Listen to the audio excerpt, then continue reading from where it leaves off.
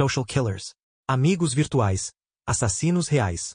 Escrito por R. J. Parker e J. J. Slate. Você realmente conhece todas aquelas pessoas listadas como seus amigos?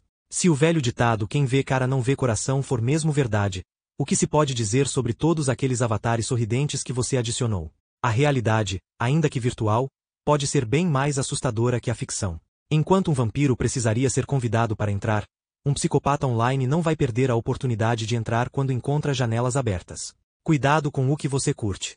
Social Killers. Amigos virtuais. Assassinos reais é um livro assustadoramente verdadeiro. Seus autores, Rio de Janeiro Parker e J. J. Slate, reúnem alguns dos casos mais angustiantes de criminosos que usaram as redes sociais para se aproximar de suas vítimas. Stalkers, predators sexuais, assassinos, cannibais, torturadors. A lista, infelizmente, não é pequena. E novas solicitações de amizade continuam chegando a cada dia. Parker e Slate deixam claro que esse não é um fenômeno novo. Muito antes da internet, criminosos usavam classificados de jornal para descobrir e atrair suas presas. Mas o anonimato da web permite que cada vez mais lobos usem roupas de cordeiro nas suas fotos de perfil. Mas existe luz no fim do túnel. Analisando mais de 30 casos famosos, os autores demonstram como as forças da lei estão usando, com sucesso, as novas ferramentas de comunicação para investigar e prender foras da lei e desmantelar quadrilhas. E ainda ensinam dicas de segurança. O livro Social Killers, Amigos Virtuais, Assassinos Reais é um alerta para todos nós, que passamos tanto tempo conectados. Com Social Killers, Amigos Virtuais, Assassinos Reais, a Darkside marca registrada Books amplia sua coleção Crime Sim marca registrada, que já conta com os livros Serial Killers, Louco ou Cruel, e Serial Killers, Made in Brazil, de Ilana Kassawi. A premiada biografia Manson, de Jeff Quinn. EO bestseller Serial Killers, Anatomia do Mal, de Harold Schechter. Histórias reais, indicadas para quem tem o espírito investigador e não se assusta facilmente.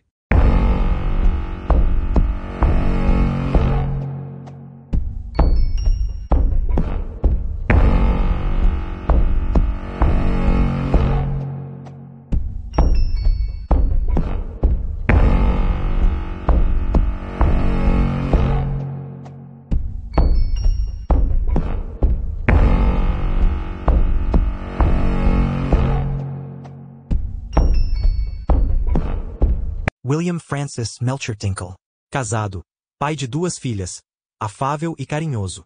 Com todos os serviços que a internet coloca à disposição de seus usuários, os predadores de hoje nem precisam mais estar diante de suas vítimas para prejudicá-las. Mesmo assim, por algum motivo, as pessoas parecem se sentir mais seguras compartilhando detalhes íntimos de suas vidas com um estranho, sem saber se a pessoa do outro lado esconde propósitos sinistros. Infelizmente, muita gente tem sido vítima das fantasias doentias e dos desejos compulsivos desses indivíduos. William Francis Melcher Telchelchermer Meldinkel nasceu em 20 de julho de 1962, em Faribault, Minnesota. Era casado e pai de 2 filhas adolescentes. Pessoas de seu convívio o descreviam como um homem afável e caridoso, que frequentava a igreja regularmente. Entretanto, nem mesmo a própria esposa conhecia seu lado mais obscuro e destrutivo, nem seu estranho fetiche pelo suicídio.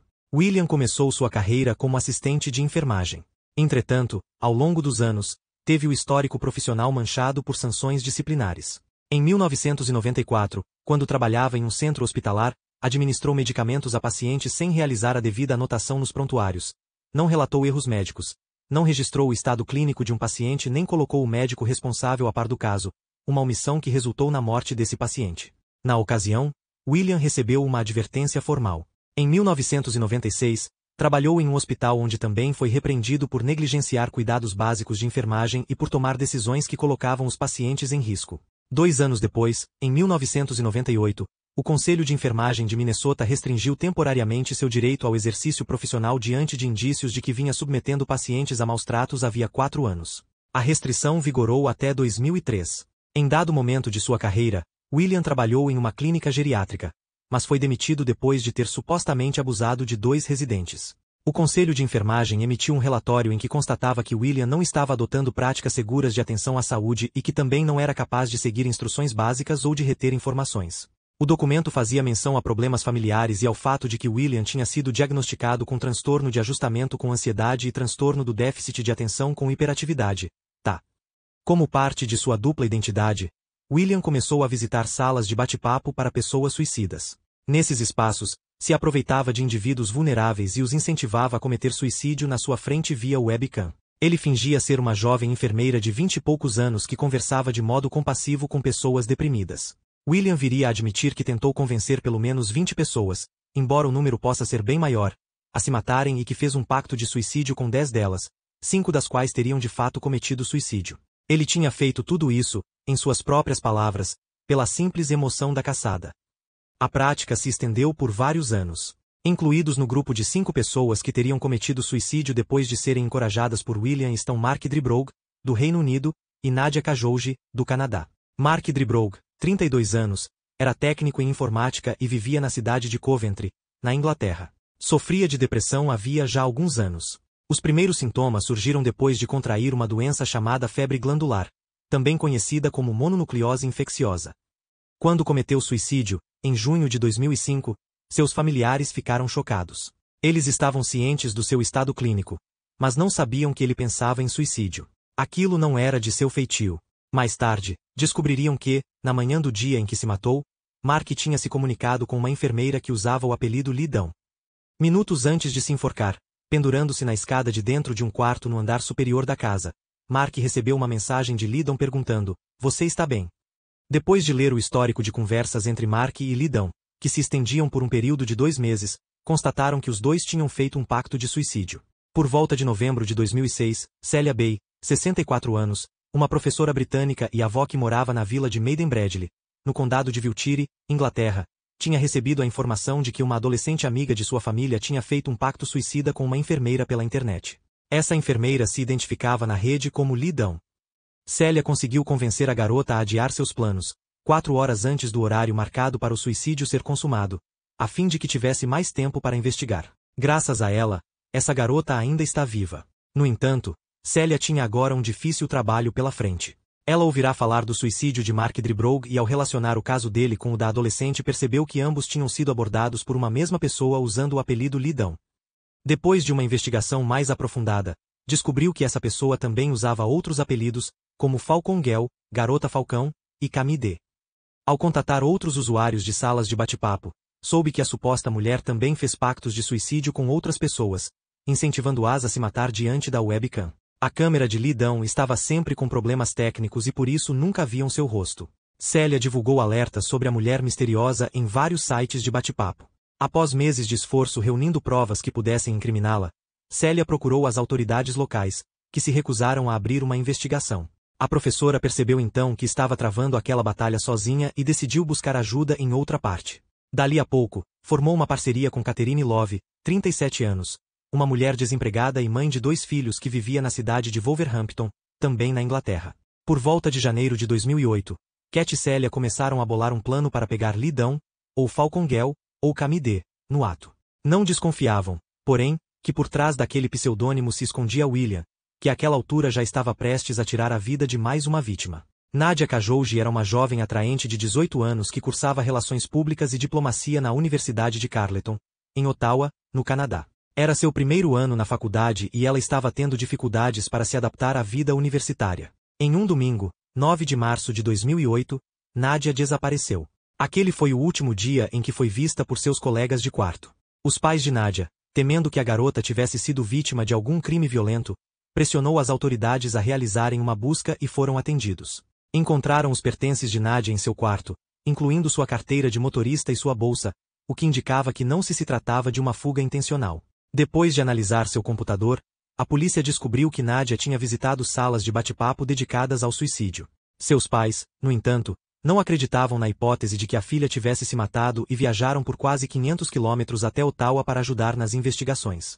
Em dado momento, chegaram a anunciar uma recompensa de $50 mil para quem a encontrasse e a mandasse em segurança para casa. Eles sabiam que a garota estava passando por um momento difícil, mas não aceitavam que estivesse em vias de se suicidar. Assim como a família de Mark, eles estavam errados.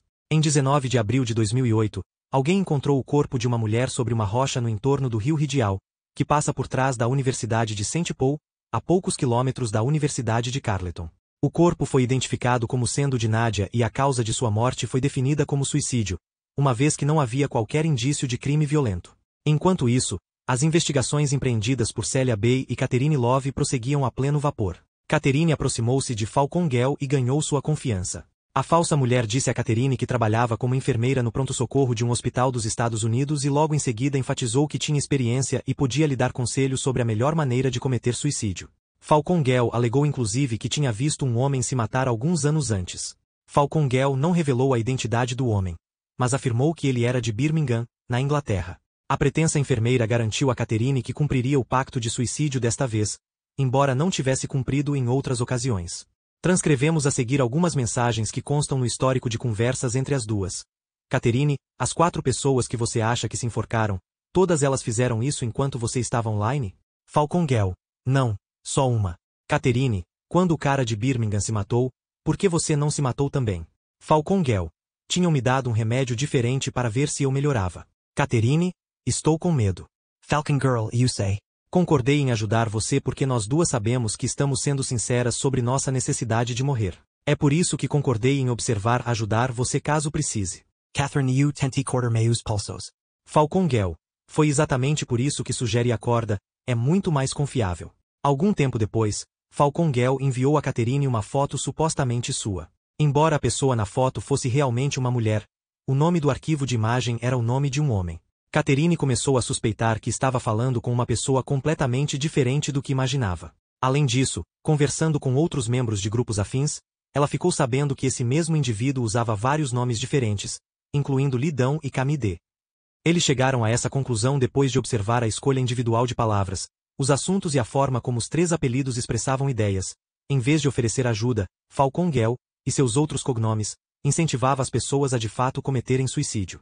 Em um golpe de sorte, Catherine conseguiu convencer Falcon Gale a ligar a webcam. Ela viu um homem na tela e conseguiu tirar uma foto dele com o celular. Finalmente, Catherine tinha informações suficientes para relacionar o endereço IP daquele homem aos subúrbios de Street Paul, em Minnesota. Celia e Catherine montaram um dossiê, que incluía uma transcrição das conversas entre Catherine e Falcon Gale, e o entregaram à polícia do Reino Unido, que se negou a investigar o caso. Elas também enviaram o documento ao FBI, que alegou que o caso estava fora de sua jurisdição e que isso os impedia de abrir uma investigação. Apesar disso, as 2 mulheres, junto com a mãe de Mark, a senhora Dribrogue, não desistiram e continuaram batalhando para que a demanda fosse ouvida, até que o Departamento de Polícia de St. Paul, Minnesota, finalmente aceitou investigar o caso após examinar todas as provas reunidas pelas mulheres. Com isso, a verdadeira identidade e o endereço residencial do indivíduo que se escondia por trás do apelido Falcon Gale foram enfim revelados. Su nome era William Francis Melcher Tinkle. Não se sabe exatamente quantas pessoas William convenceu a cometer suicídio, já que ele pode ter contatado centenas de pessoas ao longo de vários anos. Mas o fato é que William sempre incentivava essas pessoas a pôr seus planos suicidas em prática e também dava sugestões de como poderiam fazê-lo. Graças ao empenho das 3 mulheres no Reino Unido, William foi vinculado ao suicídio de Mark Dribrogue e Nadia Kajouji. Descobriu-se que, antes de sua morte, Nadia tinha conversado com William, que na ocasião usava o pseudônimo Camide, em uma das salas de bate-papo dedicadas ao suicídio. A polícia também descobriu que William fizera diversos pactos de suicídio com pessoas do mundo inteiro. Detido para interrogatório, William teve de ser internado logo em seguida em razão de seu comportamento instável. No hospital, disse às enfermeiras que era viciado em salas de bate-papo onde pudesse conhecer pessoas suicidas e confessou que encorajara várias delas a se matar. Em 5 de fevereiro, o Conselho de Enfermagem suspendeu seu direito de exercer a enfermagem e considerou um risco à vida de outras pessoas. Alguns meses depois, tal direito foi completamente revogado. Em 30 de abril de 2010, William foi acusado de incitar Mark Dribrogue ao suicídio em 2005 e Nadia Kajouji em 2008. Foi um caso polêmico, já que William não prestou ajuda física aos suicidas mencionados, apenas os encorajou verbalmente a se matarem. E assim estaria, de certa forma, exercendo seu direito à liberdade de expressão. Contudo, William foi condenado em 15 de março de 2011 com base em uma lei raramente aplicada em Minnesota que proíbe orientar ou encorajar outras pessoas a cometerem suicídio, uma acusação que poderia ter resultado em 15 anos de prisão e uma multa de $30.000. Poderia. Mas, em 4 de maio de 2011, William, que foi proibido pelo tribunal responsável de acessar a internet enquanto seu caso estivesse sendo julgado, foi condenado a apenas 360 dias de prisão. Em 27 de julho de 2012, o Tribunal de Apelações de Minnesota confirmou a sentença. No início de 2014, a Suprema Corte Estadual estabeleceu que qualquer indivíduo que oriente ou encoraje outra pessoa a se suicidar está protegido com base no direito de liberdade de expressão assegurado pela primeira emenda. A condenação de William foi revogada e o caso foi remetido a um tribunal inferior que pronunciaria o veredicto. Na época em que este livro foi para o prelo, acusação e defesa já tinham apresentado os argumentos finais e William Francis Melcher aguardava ser convocado para ouvir a decisão do juiz do Tribunal Distrital para o Condado de Rice, Tom Neuville.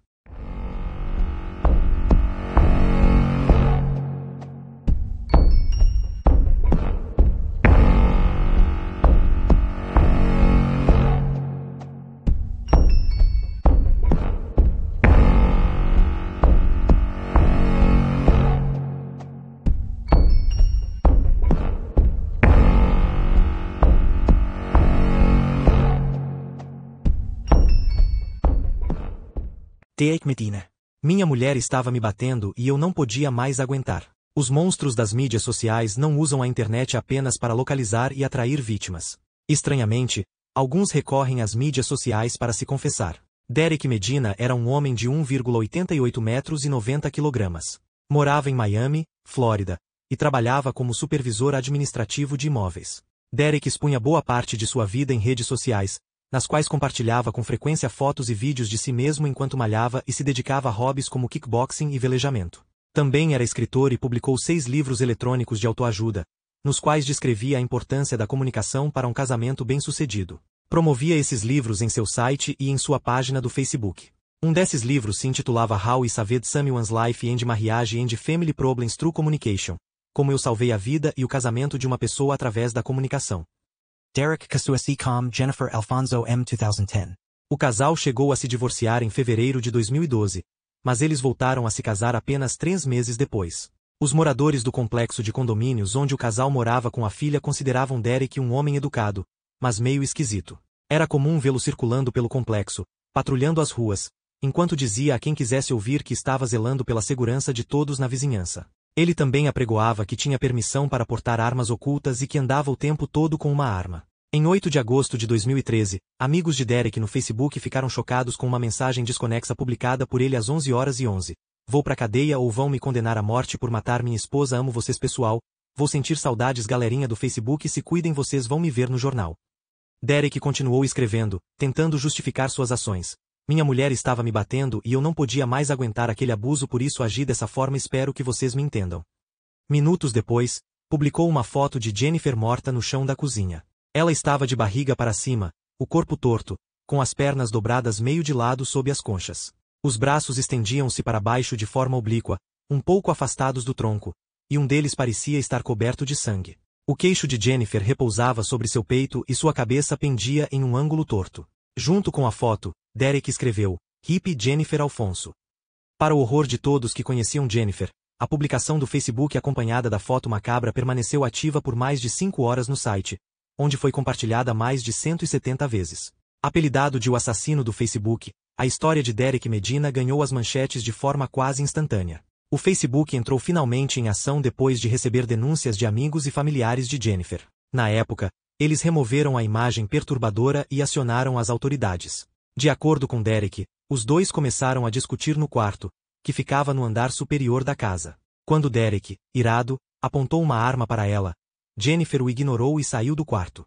Em seguida, virou-se para ele e disse que o deixaria. Derek desceu as escadas atrás dela e seguiu-a até a cozinha, onde, segundo Derek, a mulher teria começado a esmurrá-lo. O homem contou aos policiais que voltou para o andar de cima para buscar a arma. Quando retornou à cozinha, Jennifer tinha pegado uma faca. Derek afirma que conseguiu tomá-la das mãos de Jennifer e colocou-a de volta em uma gaveta. Nesse momento, a mulher teria começado a esmurrá-lo de novo. Foi quando Derek disparou 5 tiros contra ela, matando-a. Ele tirou então uma foto do cadáver da esposa, postou a imagem no Facebook, trocou de roupa e seguiu de carro até o departamento de polícia de South Miami, na Flórida, onde se entregou às autoridades. Quando os policiais chegaram ao local do crime, encontraram o corpo da mulher na cozinha, onde ele a deixará. Jennifer tinha uma filha, de um relacionamento anterior, que morava com eles. Os agentes encontraram a menina, na época com 10 anos, escondida no andar de cima da casa, enrolada em um cobertor. Esteva Elisa. Derek negou as acusações de homicídio doloso simples. Imagens da câmera de segurança instalada na casa do casal, reveladas mais tarde, mostraram os momentos que antecederam o assassinato. Embora o vídeo não mostre de forma clara o assassinato em si, os dois aparecem discutindo. Derek deixa a cozinha por um momento e retorna logo em seguida. É possível ver sinais de detonação de pólvora no vídeo quando a arma é disparada. Depois, ele tira calmamente uma foto do cadáver da mulher e volta ao quarto para trocar de roupa antes de sair. O relatório da necrópsia concluiu que Jennifer foi baleada múltiplas vezes no antebraço esquerdo, indicando que ela tentou se proteger dos disparos. As balas que a alvejaram descreveram uma trajetória descendente, sugerindo que ela se agachou diante dele, com os braços erguidos, em uma postura defensiva. Isso contradizia completamente o depoimento de Derek, que alegava ser Jennifer a agressora. Em dezembro de 2013, levando em conta os resultados da necrópsia, os promotores agravaram as acusações contra Derek para homicídio doloso qualificado. Derek continuou sustentando que tinha agido em legítima defesa e reafirmou sua inocência. Em janeiro, os advogados de defesa solicitaram um teste em amostras de tecido da vítima para tentar detectar vestígios de uma droga chamada alfa-PVP, mais comumente conhecida como sais de banho, sabidamente causadores de agitação, pânico e paranoia. A defesa alegou ter encontrado na cozinha do casal um punhado de pílulas suspeitas em um frasco contendo cápsulas de suplemento à base de alho. As imagens de segurança disponibilizadas pela polícia mostram Jennifer abrindo o armário onde o frasco foi encontrado, cerca de 11 horas antes do assassinato. Em maio de 2014, o legista responsável emitiu um relatório no qual atestava que não havia drogas no organismo da vítima. De acordo com os investigadores que trabalharam no caso, Derek dizia a todo mundo que mataria Jennifer caso ela algum dia o traísse ou ameaçasse deixá-lo. Eles insistem que o agressor era ele, não a mulher. O julgamento está marcado para 14 de outubro de 2014. Embora Derek Medina esteja respondendo a acusações de homicídio qualificado, a Procuradoria do Estado da Flórida no condado de Miami-Dade anunciou que não vai pedir a pena de morte neste caso.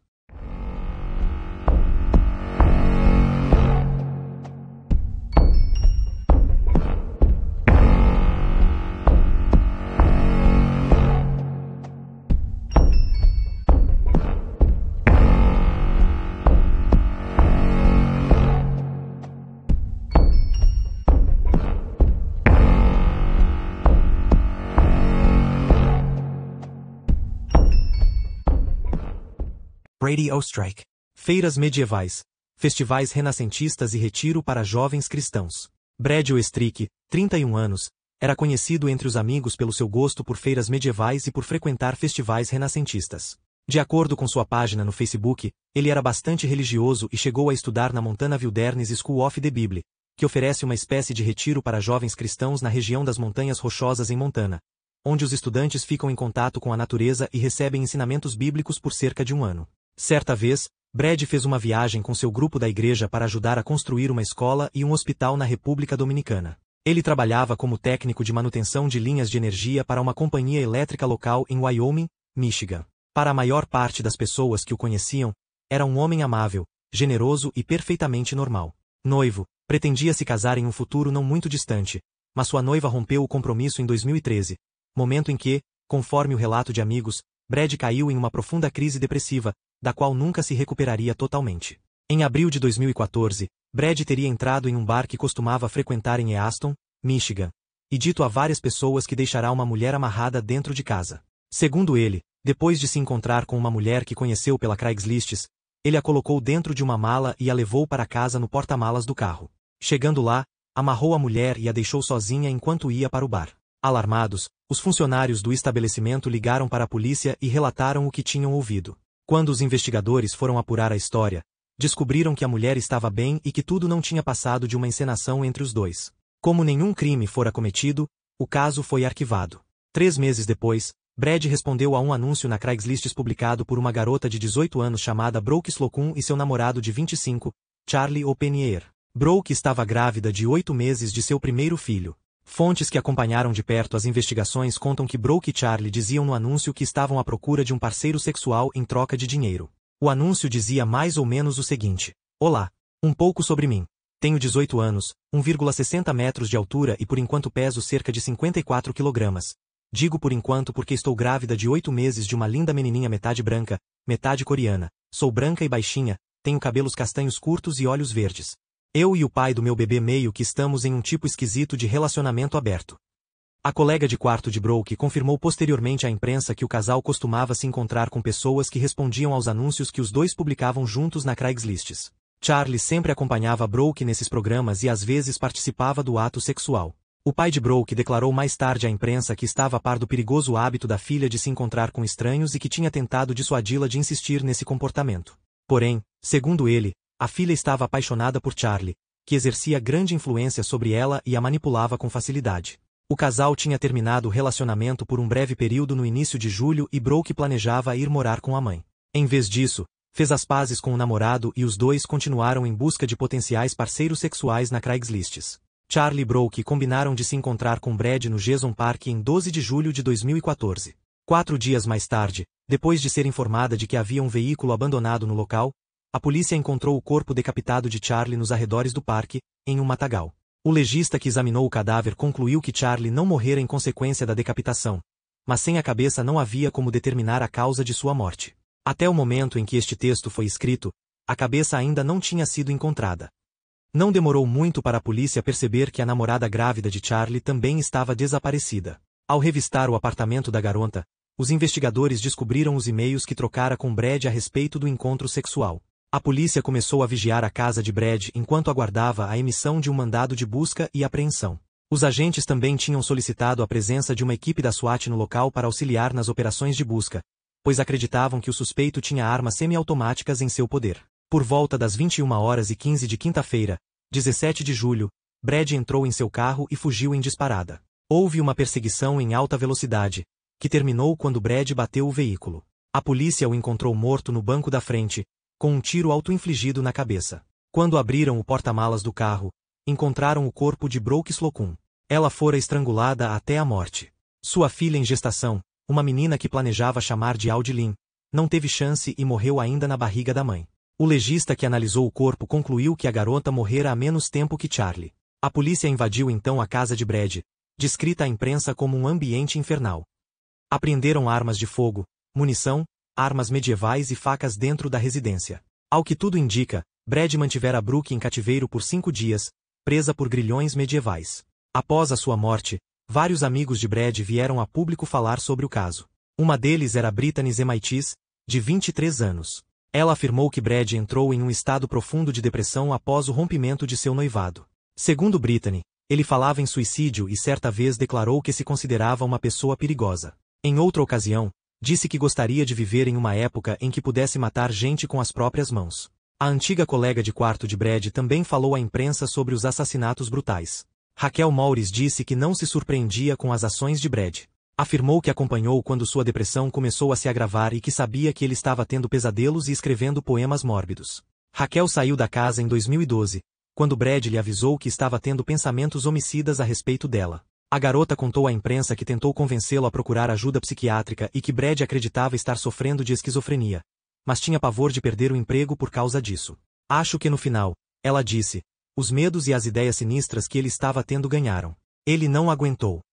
No momento em que este texto era escrito, investigadores encarregados do caso trocavam impressões com outros departamentos de polícia em Michigan e averiguavam a possibilidade de que Brad Oestrich estivesse associado a outros crimes, incluindo o sumiço de Jessica Eringa, uma frentista de um posto de gasolina da Exxon em Grand Rapids, que desapareceu misteriosamente na noite de 26 de abril de 2013.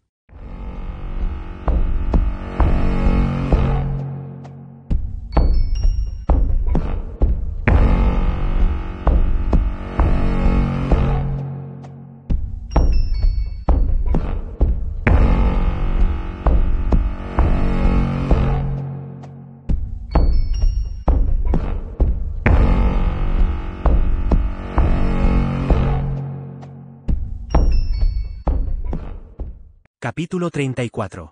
Como as autoridades usam as redes sociais para caçar criminosos. Embora este livro tenha se focado nos aspectos negativos das mídias sociais, há um lado positivo que ainda não discutimos. Sem sombra de dúvida, tais mídias têm sido utilizadas com sucesso pelas autoridades para resolver diversos crimes no mundo todo. Sabe-se que criminosos usam as redes sociais para se gabar de seus crimes. Contam aos amigos como tramaram esses crimes e alguns chegam a publicar fotos e vídeos que os incriminam, sem perceber que a polícia poderia ter fácil acesso a esse material. O que eles não sabem é que um amigo do Facebook pode estar sendo pago para agir como informante. Rio de Janeiro Parker disse certa vez em uma entrevista: o homem é um animal social, e o criminoso possivelmente mais ainda. Os criminosos que não conseguem resistir ao impulso de se gabar de seus crimes na internet são uma bênção para a polícia e para os agentes da justiça no mundo inteiro. Segundo o Centro para Mídias Sociais da Associação Internacional de Chefes de Polícia, IAC, na sigla em inglês, foi por volta de 2005 que as delegacias de polícia começaram a se aventurar pelas redes sociais, utilizando o MySpace. Essa prática logo se estendeu para o Facebook e desde então tem se disseminado para outros canais. Os detetives particulares vinculados a burials de crédito também têm adotado métodos mais sofisticados de investigação e passaram a usar redes como o LinkedIn, o Twitter e o Facebook para confirmar a identidade dos suspeitos e comprovar fraudes. O trabalho desses profissionais abrange desde tarefas simples, como a conferência de fotos, até a identificação de pessoas pelo texto de suas publicações. Podem, por exemplo, determinar se a pessoa em questão é nativa de uma dada região, estado ou país simplesmente pela análise da gramática e dos coloquialismos empregados nas mídias sociais. Como a mídia social se tornou uma ferramenta tão útil para caçar criminosos. Querendo ou não, todos nós deixamos sinais particulares de nossa passagem pelas redes sociais, como se fossem impressões digitais. Nesse contexto, surgiu uma nova maneira de fazer negócios, que passaram a ser mediados por uma ampla gama de redes sociais, tais como Facebook, Twitter, LinkedIn, MySpace, Flickr e YouTube.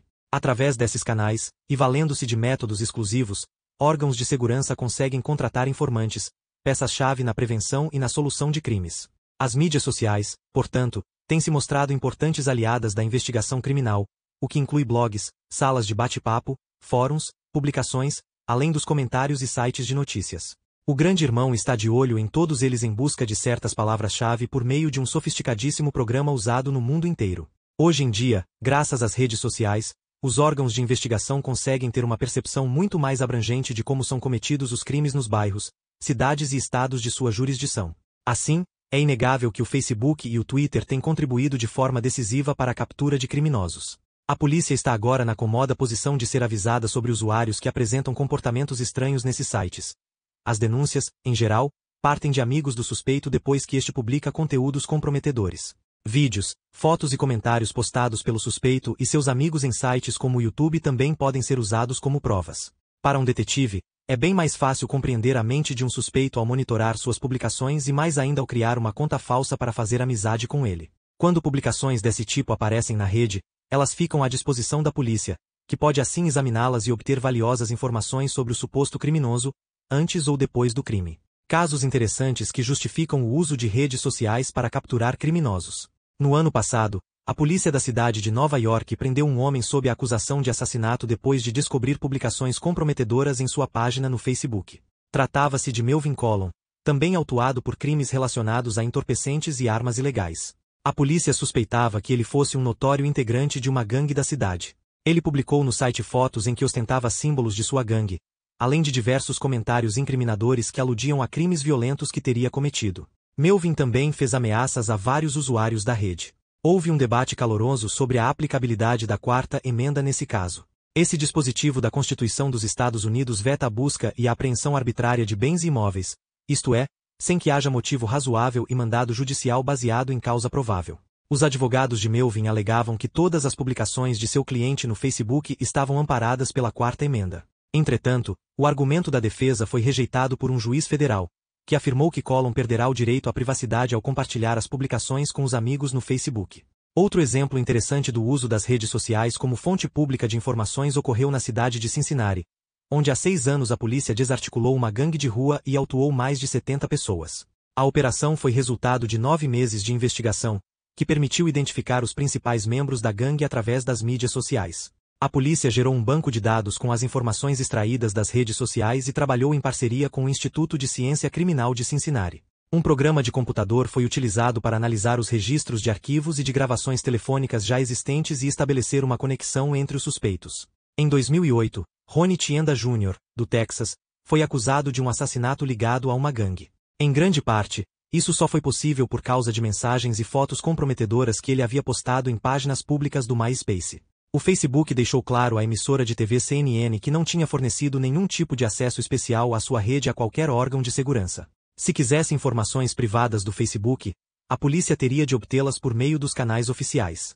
Quando informações pessoais são requisitadas, cada rede social como o Facebook, o Twitter, o LinkedIn ou o MySpace age de acordo com sua própria política de divulgação de dados. Dependendo do tipo de informação ou do período em que tais dados ficaram hospedados no site, pode ser necessária uma ordem judicial. Em 2006, por exemplo, Quando a polícia de Minnesota suspeitou que um homem chamado Darren Anderson se comunicava com meninas menores de idade por meio de uma conta falsa no Facebook, foi necessário apresentar um mandado de busca aos administradores do site, que forneceu então dados correspondentes a quase 2 anos e meio de atividade daquele perfil, com mais de 800 conversas, predominantemente com meninas de menos de 18 anos. Esse material foi apresentado como prova no tribunal. O acusado reconheceu-se culpado das acusações de incitamento à conduta ilícita de natureza sexual e foi condenado a 20 anos de prisão. Este é um caso atípico de como a internet ajudou a polícia a seguir o rastro de um criminoso. Um britânico estava envolvido em um roubo de joias avaliadas em $130 mil. Ele fugiu do país logo depois de roubá-las. Vários meses depois, retornou de férias ao Reino Unido sob uma identidade falsa. Mas cometeu um erro elementar. Postou fotos das joias roubadas no Facebook. Os policiais, que vigiavam as redes sociais atrás de mais detalhes sobre esse suspeito, conseguiram identificar as fotos das tais joias e o capturaram. Os métodos adotados pelas forças policiais nem sempre se restringem ao simples monitoramento e podem chegar a uma interação real com os suspeitos. Foi assim que policiais do Brooklyn armaram uma cilada e capturaram uma gangue de jovens conhecida como Braver Boys Gang. Primeiro, enviaram solicitações de amizade aos integrantes e foram aceitos. Depois, acompanharam todos os crimes que eles cometiam e alardeavam no Facebook. Alguns deles chegaram a aludir a planos de invadir e roubar uma casa.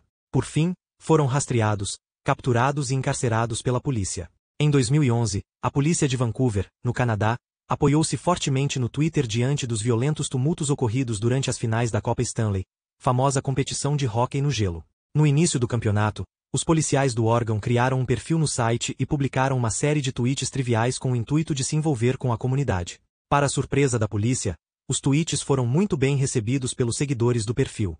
O agente encarregado das mídias sociais valeu-se do aplicativo Hootsuite para avaliar o sentimento do público. Quando os distúrbios começaram, a polícia de Vancouver continuou tweetando e chegou a usar a hashtag CanucksRiot, ou tumultos no Canadá, para acompanhar a evolução do caos.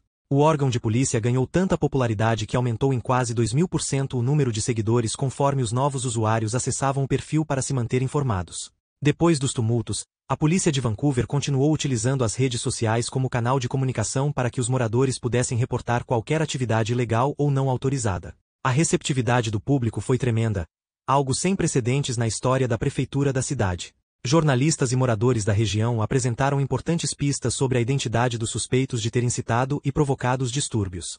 O público não apenas enviava fotos à polícia, como também publicava diversos tweets em apoio ao órgão. Contas falsas são proibidas.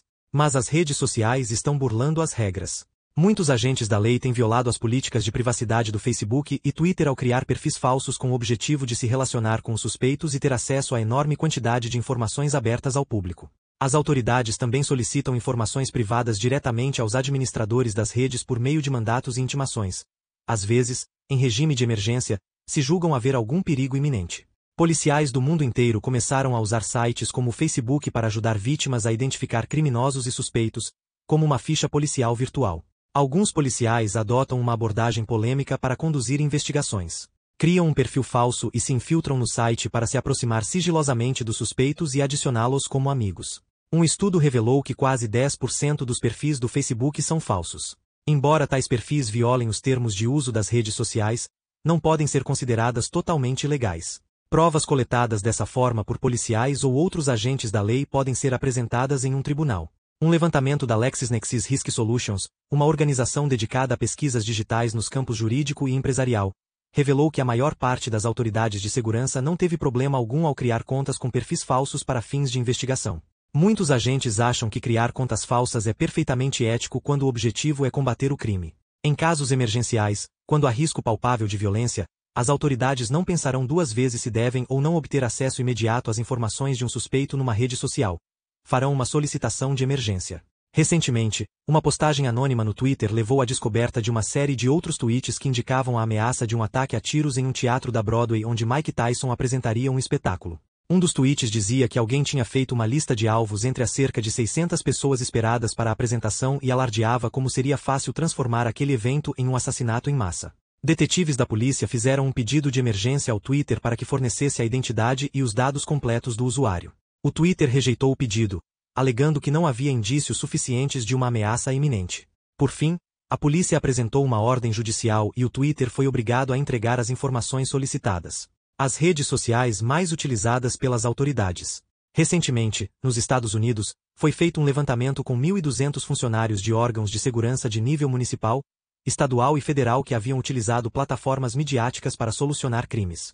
Durante o estudo, 4 a cada 5 funcionários confirmaram o uso de redes sociais para coletar informações durante as investigações. A maior parte deles admitiu que as redes sociais os ajudava a solucionar crimes muito mais rápido do que antes.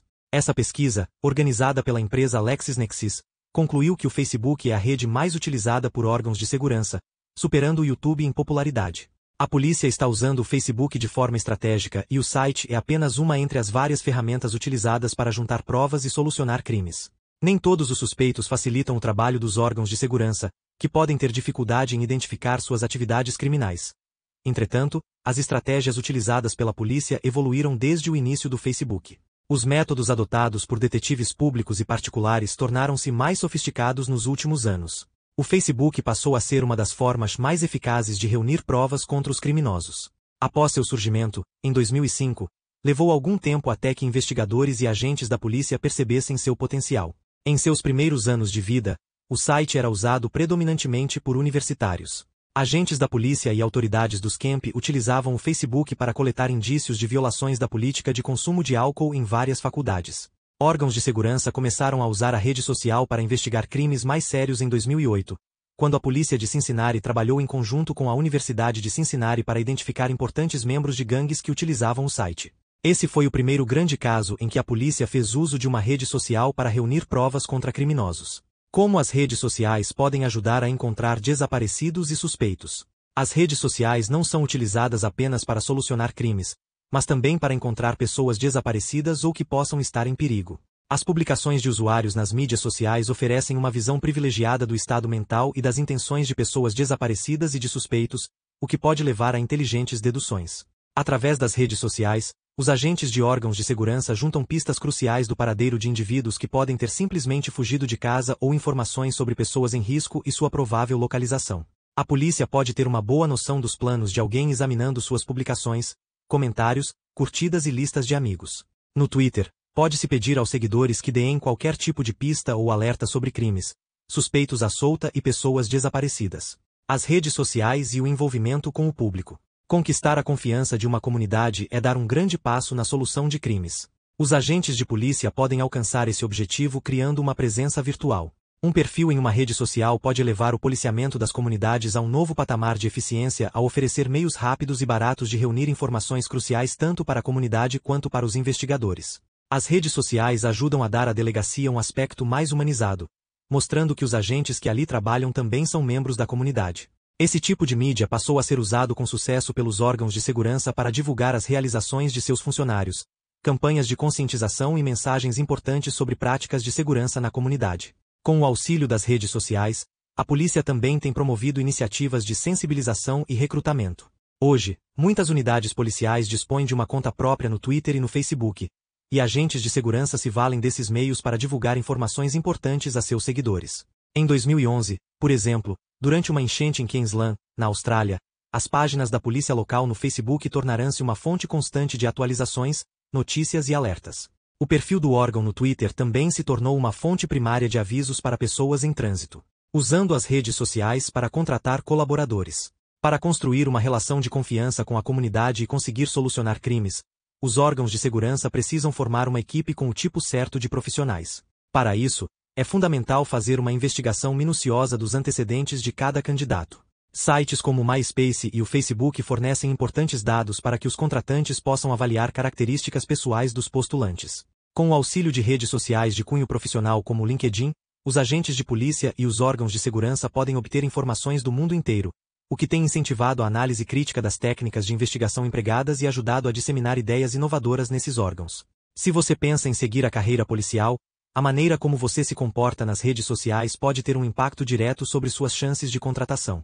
O monitoramento das redes sociais pode passar dos limites, embora a prática de caçar suspeitos no Facebook tenha resultado em prisões. Também houve casos em que manifestantes pacíficos tiveram a prisão decretada por causa de seu engajamento nas redes sociais e da bisbilhotice dos órgãos de segurança. Durante os protestos do Occupy Wall Street, Por exemplo, um juiz de Nova York determinou que tweets públicos não seriam enquadrados na mesma categoria que conversas privadas e ordenou que o Twitter divulgasse todos os tweets apagados das contas de manifestantes suspeitos, de modo que fossem usados como provas para a instauração de processos.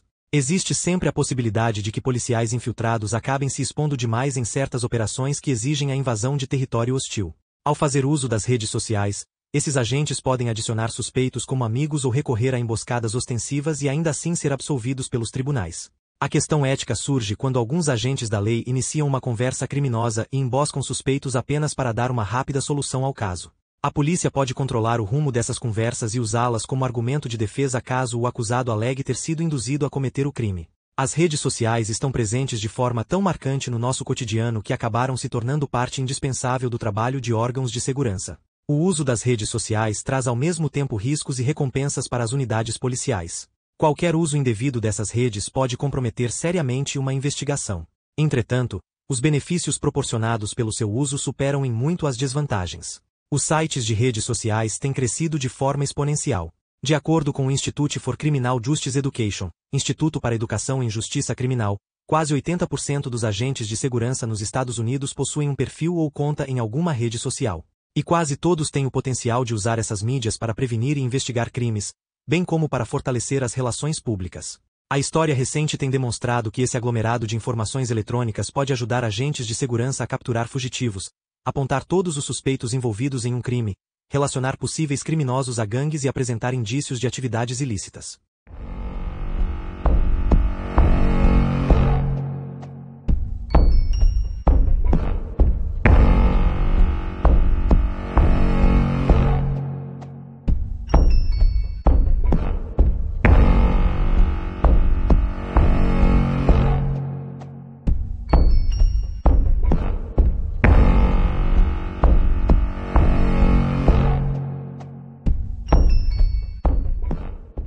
Segurança na internet. Quanto tempo gastamos planejando nossa segurança? Desde pequenos, começamos a aprender a importância de preservar a vida. Os bebês aprendem a não tocar nas coisas que podem machucá-los.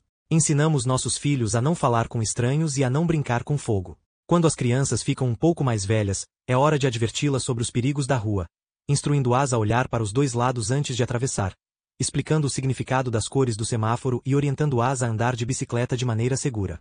Também as ensinamos a nadar sem descuidar das regras básicas de segurança na água, a manter distância da fina camada de gelo no lago e a, em nenhuma circunstância, abrir a porta para estranhos quando estiverem sozinhas em casa. Com o passar do tempo, as crianças entram na adolescência, aprendem a manejar ferramentas mecânicas em cursos técnicos, fazem aulas de direção para garantir a segurança ao volante e aprendem a não dirigir embriagados.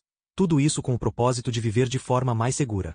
Cada geração traz consigo novas configurações sociais, inovações tecnológicas e novas regras a aprender. Ao longo das décadas, as regras foram mudando de forma gradual, previsível até. Tradicionalmente, são os indivíduos adultos de uma sociedade que assumem a responsabilidade de ensinar as gerações mais jovens sobre tecnologia e segurança de modo que possam amadurecer e se tornar cidadãos produtivos. No entanto, com o advento deste extraordinário fenômeno a que chamamos internet, todas aquelas regras e estratégias consagradas, testadas e aprovadas nas quais até então depositamos comodamente nossa confiança mudaram. Algumas inovações jamais imaginaríamos ser possíveis há 30 anos. Como se isso já não fosse espantoso o suficiente, o ritmo em que a internet continua se desenvolvendo é igualmente desconcertante. Na verdade, os jovens quase sempre têm muito mais familiaridade com a internet do que os pais. Agora pense no seguinte. Um leigo dificilmente consegue explicar direito o que é a internet ou como ela se originou e evoluiu. Poderíamos talvez descrevê-la como um ambiente global, abstrato e de proporções infinitamente grandes, que toda e qualquer pessoa pode acessar mesmo sem saber exatamente o que está fazendo. É possível encontrar resposta para praticamente tudo o que pudermos imaginar. Entretanto, a verdade é que a maioria de nós não entende de fato as implicações de nossa presença na internet. Como podemos exercer nossa cidadania e perpetuar o ideal de uma vida segura quando não temos uma compreensão exata do que é a internet ou do alcance de seu poder? Como podemos, portanto, proteger nossos filhos e nós mesmos nesse tipo de ambiente? A primeira medida a ser adotada, talvez, é educar a nós mesmos. Dizem que antes de conquistar e manter qualquer coisa sob seu domínio é necessário compreendê-la. Essa é uma maneira elegante de dizer que, para se manter seguro na internet, você precisa primeiro saber o que ela é e como fazê-la funcionar a seu favor, não contra você. A internet parece ter sido o resultado lógico e inevitável da evolução de incríveis tecnologias, como o telégrafo, o telefone, o rádio, a televisão e o computador. Imagine como a sociedade reagiu à adoção de cada um desses conceitos históricos. Hoje, tomamos como certo que grandes mentes do nosso tempo continuarão simplesmente avançando nessa direção. A primeira ideia do que viria a ser a internet apareceu em 1962, quando o cientista americano J.C.R. Licklider, do MIT, Instituto de Tecnologia de Massachusetts, anteviu um conjunto de computadores interconectados globalmente através do qual todos poderiam acessar rapidamente dados e programas de qualquer lugar. Em um nível ainda básico de desenvolvimento, a primeira estrutura semelhante à internet surgiu em 1969, com a invenção da ARPANET, uma rede criada pela United States Defense Advanced Research Project Agency ou Agência de Projetos de Pesquisa Avançada de Defesa, que interligava diversas universidades e centros de pesquisa. A tecnologia não parou de evoluir, e em 1974, pesquisadores desenvolveram uma técnica que permitia que os computadores conversassem entre si. A World Wide Web foi criada na década de 1990, como resultado da contínua expansão da interconexão global. Hoje em dia, a internet é uma rede global que permite a troca de informações entre milhões de computadores distribuídos por mais de 100 países e que conta, segundo dados de 2014, com quase 3 bilhões de usuários. E o que significa isso tudo? Significa que o acesso a todo tipo de informação está ao alcance de seus dedos, bem como de bilhões de outros dedos. Isso significa ainda que suas informações também podem ser acessadas por estranhos se você não tomar as devidas precauções. Então, quem corre perigo? Qualquer pessoa que acessa a internet, é claro. Sem o devido preparo, crianças, jovens, adultos e idosos estarão todos vulneráveis nesse ambiente virtual. Obviamente, cada uma dessas faixas etárias acessa a internet com propósitos diferentes. As crianças costumam acessá-la para jogar ou assistir aos seus programas e filmes prediletos. Os jovens gostam de usá-la para falar com os amigos por meio de salas de bate-papo ou de redes sociais, como o Facebook ou o Twitter, jogar, assistir a vídeos no YouTube e no Netflix, e muito mais. Além disso, também sabem navegar na rede para fazer o dever de casa, estudar para as provas da escola, procurar oportunidades de trabalho e pesquisar sobre a faculdade que desejam cursar. Já os adultos, por sua vez, usam a internet para acessar serviços bancários e financeiros, buscar contatos profissionais, como ferramenta de trabalho, para se divertir nas horas vagas, acessar redes sociais, fazer cursos, ler e escrever blogs, e assim por diante. A lista é interminável. E há também os idosos, que têm acessado cada vez mais a internet e tendem a usá-la para pesquisar sobre problemas de saúde, acessar sites do governo, realizar atividades financeiras, como consultas e operações bancárias ou de investimento, se divertir nas horas vagas, se dedicar a algum hobby, escrever um blog, e até acessar redes sociais. Como os usos variam enormemente de uma faixa etária para outra, será necessário adotar diferentes estratégias de segurança na internet. As crianças são ingênuas. Infelizmente, a época em que nossos conselhos se limitavam a não fale com estranhos, não coma doces antes do jantar e olhe para os dois lados antes de atravessar já não existe. A maioria das crianças tem acesso à internet, nem que seja de modo eventual ou por pouco tempo. Por falta de experiência de vida, elas não possuem o devido preparo para lidar com sites inadequados que inevitavelmente surgem quando navegamos na internet. Além disso, elas tendem a achar que são invencíveis e que ninguém poderia de fato prejudicá-las. Elas não entendem que correm sérios riscos ao pensar dessa forma e que existem predadores à espreita no mundo virtual, aguardando uma oportunidade para aliciá-las. Os pais podem sim proteger seus filhos dos perigos da internet, desde que estejam atentos e sigam à risca regras bem específicas. Sugerimos algumas a seguir. Coloque o computador em uma área visível da casa de modo que você possa supervisionar os sites que seus filhos estão acessando. Verifique regularmente o histórico de navegação para saber que endereços tem visitado. O mesmo vale para todos os dispositivos com acesso à internet que estejam à disposição deles, iPads, iPhones, etc. Estabeleça uma regra do tipo: é proibido apagar o histórico de navegação. Desrespeitá-la implicaria ter o acesso à internet suspenso. Escolha um dentre os mecanismos de busca a seguir, apropriados para crianças, e defina como página inicial do seu navegador. www.kidós.net/plus/index.html, para crianças de 4 anos. www.kids.aol.com/kol/1/koljr, 5 anos. www.kidinfo.com, 6 anos. www.ascorquiz.com, 6 anos. www.kidsclick.org, 8 anos. www.zoodles.com, 8 anos. www.svetziarch.com, 13 anos. www.scholar.google.com, 15 anos. Estabeleça e revise com regularidade um conjunto de regras familiares para o uso da internet, tais como: hora mais apropriada do dia para acessar a rede. Limite de tempo para usar o computador por cada sessão de usuário. Consentimento de um dos pais para usar a internet. Criar uma lista de sites proibidos. Comunicar imediatamente aos pais qualquer acesso acidental a um site inapropriado. Limite as mensagens instantâneas e e-mails a uma lista de amigos pré-aprovada. Navegue na internet junto com seus filhos para criar uma lista de favoritos baseada nos seus interesses. Saiba os nomes de usuário e senhas de seus filhos. Debata com o seu filho a diferença entre informações públicas e privadas. Chame atenção para o perigo de revelar na internet o endereço de casa, o telefone ou até a própria cidade natal. Esse é o momento ideal para adverti-los sobre a existência de predadores virtuais e como eles agem. Diga a seus filhos que alguém se fazendo passar por uma criança pode na verdade ser um adulto tentando obter informações a seu respeito. Os predadores virtuais irão quase sempre mentir para ganhar sua confiança. Eles concordarão com praticamente tudo o que a criança disser para criar afinidade. Perguntarão o nome, idade, sexo e outras informações específicas. Explique à criança que usar um nome falso na internet é melhor que usar o nome verdadeiro. Ela deve usar, no máximo, o primeiro nome. Enfatize que ninguém deveria lhe pedir mais informações do que isso e oriente-a a nunca informar o nome, idade, endereço ou número de telefone na internet. Os predadores virtuais podem usar essas informações para localizar outros dados pessoais. Recomende à criança que tome muito cuidado se alguém na internet pedir para se encontrar com ela pessoalmente. Neste caso, a instrua a avisar imediatamente a um adulto. Não encontre ninguém que você conheceu na internet pessoalmente. A internet não é o local adequado para fazer amigos. Relacionamentos virtuais podem ser perigosos. Estabeleça como regra que seus filhos devem relatar a você sempre que conhecerem alguém na internet e monitore de perto as conversas. Fale com seus filhos sobre pornografia e, principalmente, sobre pornografia infantil. Eles precisam entender que pornografia infantil é ilegal sempre e deve ser denunciada não apenas para os proteger como também para proteger outras crianças. Apresente o conceito de cyberbullying. O que é, como acontece e como se comportar no ambiente virtual. Explique a seus filhos que práticas como fofoca, assédio, humilhação, ameaças etc. caracterizam cyberbullying e que isso é ilegal. Explicite as consequências negativas desse tipo de prática.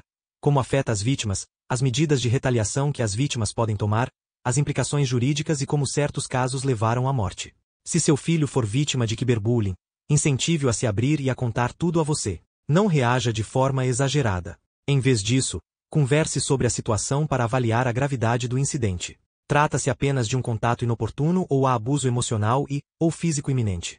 Você pode alertar a escola para que fiquem atentos a qualquer caso de bullying envolvendo seu filho e pedir que observem especialmente como ele está lidando com a situação.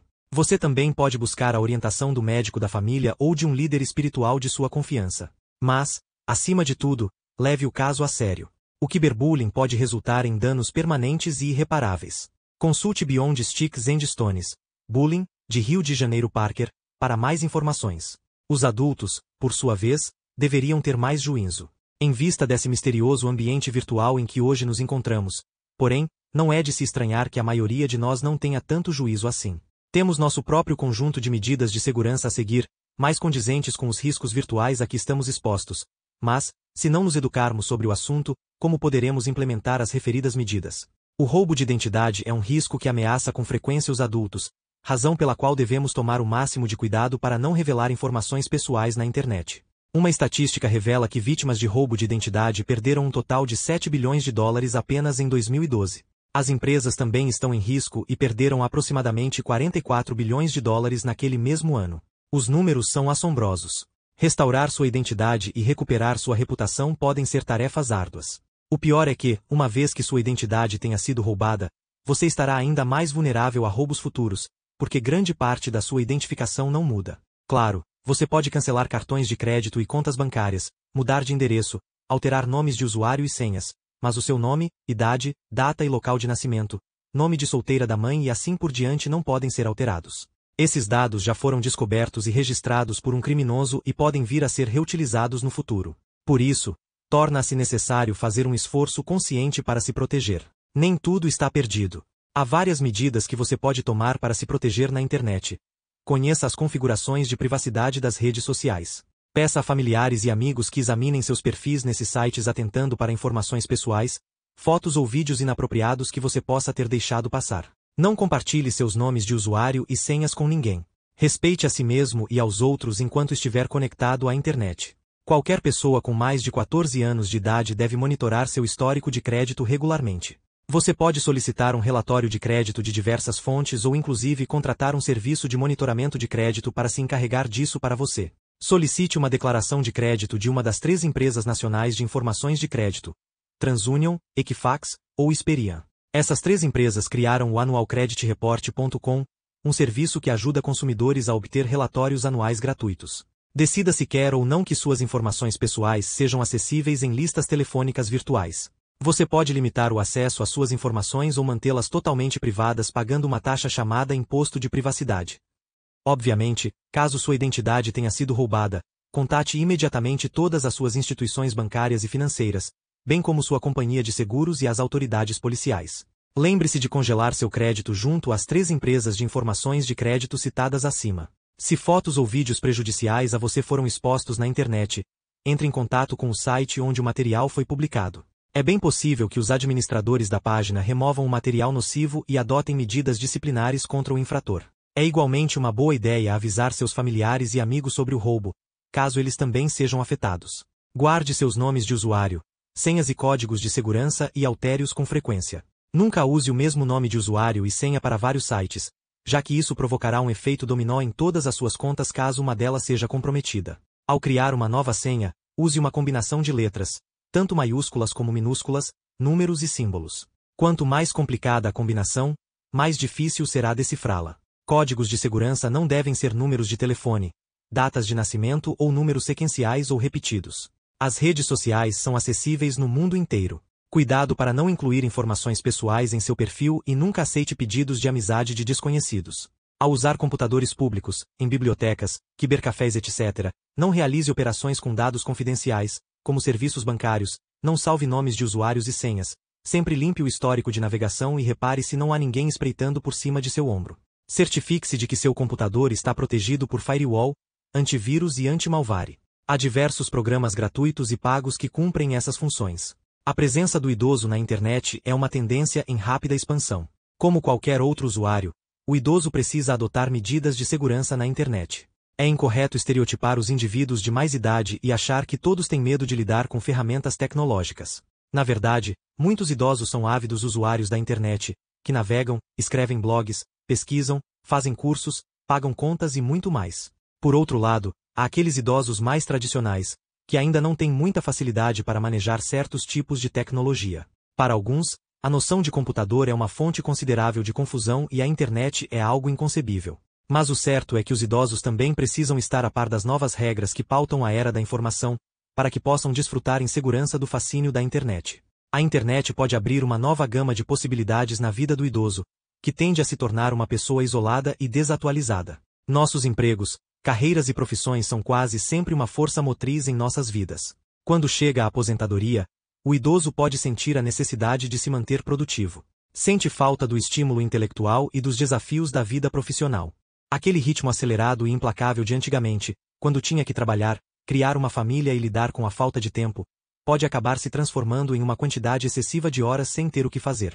Cada vez mais, os idosos estão descobrindo o mundo da internet, onde praticamente tudo o que sempre quiseram saber está a poucos cliques de distância. A internet se tornou uma fonte rica de vida intelectual, onde podem continuar a aprender e a crescer como indivíduos. É recomendável que os idosos se mantenham instruídos e atentos nas seguintes áreas. Phishing. São golpes virtuais em que os criminosos tentam convencê-lo de que são empresas legítimas e confiáveis. Esses golpes muitas vezes assumem a forma de comunicados bancários ou formulários e documentos do governo. Parecem reais e muitas vezes acabam induzindo o destinatário a divulgar informações pessoais. Conhecimento básico de informática. Idosos tendem a ser menos familiarizados com o computador, de modo que ou terão de aprender a equipá-lo com programas de firewall e antivírus, ou terão de pedir a alguém de confiança que configure tais mecanismos de segurança para eles. Conhecimentos básicos de internet. Conhecimentos de informática e conhecimentos de internet são duas coisas bem diferentes. Enquanto os conhecimentos de informática referem-se aos aspectos tecnológicos da máquina em si, os conhecimentos de internet envolvem compreender a natureza humana e como certos indivíduos podem usar a internet para se aproveitar dos outros. A exposição à internet ensinará os idosos a reconhecer golpes e a desconfiar da ação de criminosos, bem como o momento certo de clicar em um link. Idosos costumam ser mais ingênuos e podem acreditar em um e-mail afirmando que há um problema com uma de suas contas. Suspeite de comunicados que solicitam informações pessoais. Entre em contato com as instituições bancárias onde você tem conta e questione a autenticidade desses comunicados. E-mails provenientes de fontes desconhecidas devem ser apagados imediatamente. Abrir e-mails suspeitos possibilita a entrada de vírus no computador que podem se espalhar e comprometer o sistema operacional e sua identidade. Fraude da taxa adiantada. Mensagens da Nigéria ou da África Ocidental são golpes em que a vítima recebe um e-mail que oferece uma generosa compensação financeira para ajudar alguém a transferir uma quantia grande de dinheiro. O remetente alega que não consegue receber o dinheiro de determinado país e se propõe a dividi-lo com você, desde que possa usar sua conta bancária para transferir o montante. Uma vez que você forneça o número de sua conta bancária, eles podem acessá-la e sacar seu dinheiro. Programas maliciosos. Vírus, worms, cavalos de Troia, spywares e advares são ameaças reais e podem infectar o computador com um simples clique em e-mails fraudulentos. Tenha cuidado para não abrir e-mails de remetentes desconhecidos. Lembre-se, se algo parece bom demais para ser verdade, possivelmente é falso. A internet, com suas infinitas possibilidades, é uma realização incrível da humanidade. Mas tanto pode ser uma fonte imensurável de benefícios quanto também um canal de propagação de grandes males. Só é possível se proteger desses males através da conscientização sobre os perigos da internet e da vigilância constante. Fazer descobertas nunca foi tão fácil. Mas se envolver em um desastre pode ser igualmente fácil se você não tiver cuidado. Seja ao andar de bicicleta por uma rua movimentada pela primeira vez, seja ao navegar pela internet em busca de conhecimento, a cautela deve estar em primeiro lugar. Este capítulo listou regras básicas de segurança que muitos já estão transgredindo. Há um recurso do Facebook, por exemplo, que julgo bastante questionável: o check-in. Os usuários utilizam esse recurso para informar aos amigos que estão em um restaurante, no shopping, na piscina, etc., mas inadvertidamente também estão entregando essas informações de bandeja para potenciais agressores e criminosos. O check-in revela sua localização exata por GPS. Só ligo o GPS do meu iPhone para consultar mapas e para conferir a previsão do tempo. Por que eu divulgaria ao mundo inteiro a minha localização?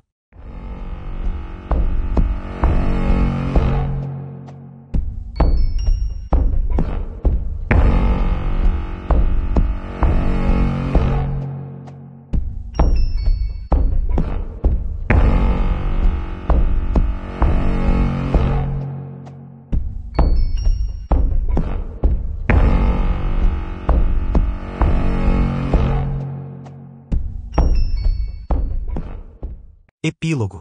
Cometer um assassinato não se resume ao ato criminoso em si. Este livro é apenas uma pequena amostra do que se esconde no interior da mente brutal de um assassino. A história está cheia de centenas de outros tipos de homicidas.